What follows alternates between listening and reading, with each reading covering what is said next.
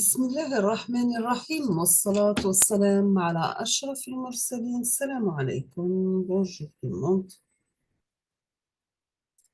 Aujourd'hui, on va voir ensemble un autre exercice toujours في المودule traitement de signal. تقدروا تعتبروه comme un exercice de révision pour les gens qui vont passer leur concours ou bien pour nos étudiants qui vont passer leur examen.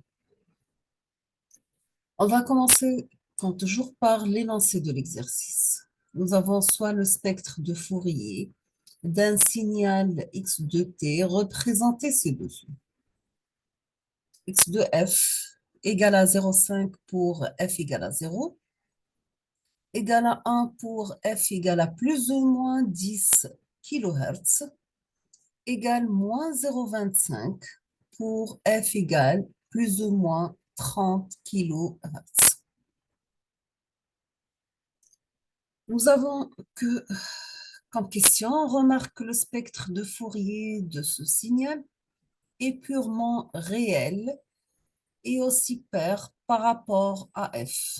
On remarque que le spectre de Fourier de ce signal est purement réel et aussi pair par rapport à f. Première question, est-ce que x de t est périodique? Si oui, pourquoi? Et donner sa fréquence. Deuxième question, on vous demande de calculer sa puissance moyenne totale et en déduire son énergie totale. Calculer sa puissance moyenne totale et en déduire son énergie totale. Troisième question, on vous demande de trouver l'expression de x de t. Trouver l'expression de x de t. On termine avec la dernière question. On vous demande de tracer y de t qui est donné par le signal x de t sans les composantes de 30 kHz. Premièrement, nous avons x de t est périodique. Pourquoi? Et donner sa fréquence. Deuxièmement, calculer sa puissance moyenne totale et en déduire son énergie totale. Troisièmement, trouver l'expression de x de t. Quatrièmement, tracer y de t qui est donné par le signal x de t sans les composantes de 3 Hz. On passe maintenant à la solution de cet exercice et on va commencer par la première question. Premièrement, nous avons que x de t il est périodique. Pourquoi il est périodique? Car son spectre il est discret et ses différentes composantes sont espacées les unes des autres avec le même écart fréquentiel qui est égal à 10 kHz. Nous avons aussi que la fréquence de x de t elle est égale à la fréquence de sa fondamentale qui est la première raie. Donc, c'est la fréquence de x de t est égale à 10 kHz. Vous pouvez revenir ici, d'accord?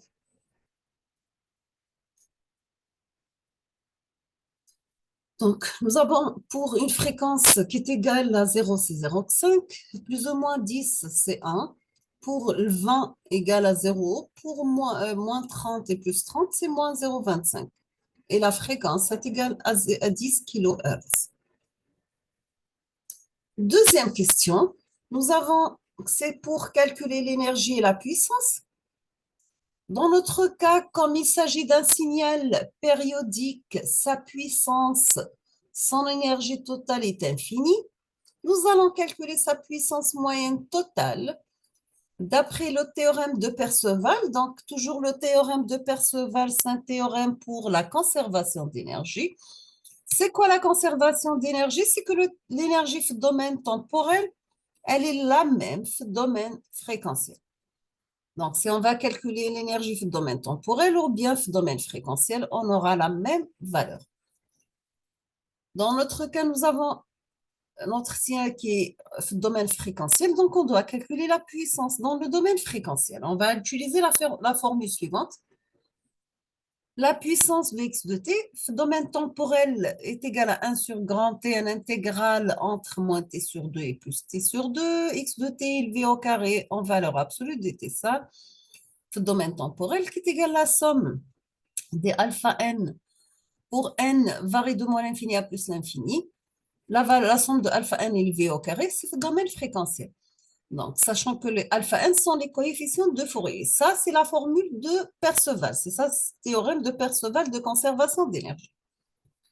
On passe au calcul. La somme des coefficients alpha n.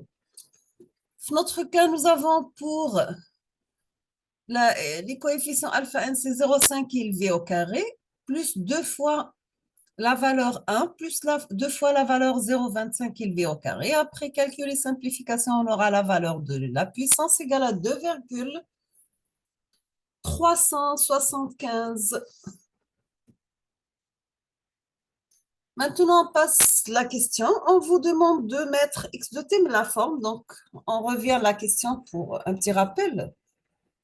La question, on vous demande de trouver l'expression de x de t, c'est-à-dire vous devez faire le passage de domaine fréquentiel, domaine temporel.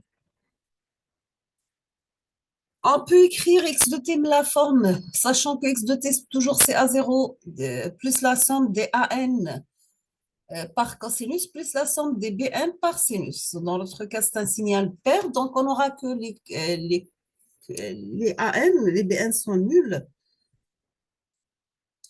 On va remplacer A0 par sa valeur qui est égale à 0,5. 2 fois A1 égale à 1, cosinus de pi 10 puissance 3, la fréquence T. A3 qui est égal à 0,25. Donc, 2 par 0,25 égale à 0,5. Cosinus de pi par 3. La fréquence dans ce cas, c'est 3, 10 puissance 2. Donc, c'est 3 kilos. C'est 10 puissance 3 par 10 puissance 2 T. Maintenant, on vous demande de tracer y de t, sachant que y de t, c'est le même signal x de t, mais cette fois-ci, sans les composantes de 30 kHz. On aura dans ce cas, y de t prend la forme suivante. Y de t égale 0,5 plus 2 cosinus de pi 10 puissance 3 t. On peut conclure que notre signal y de t devient un cosinus avec une composante continue de 0,5 y de t et y de t a un minimum égal à moins 1,5 et un maximum qui est égal à 2,5. Vous pouvez vérifier ça en traçant le signal, d'accord?